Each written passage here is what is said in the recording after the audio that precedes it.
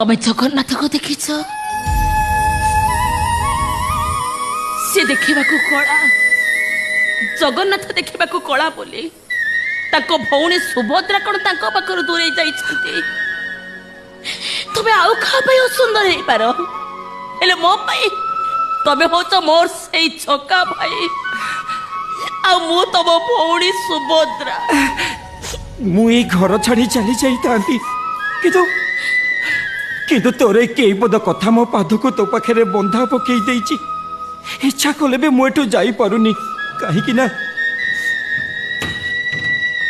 मते जमते लगुच मो भौणी मते पछरु डाकी कहूची ए भाई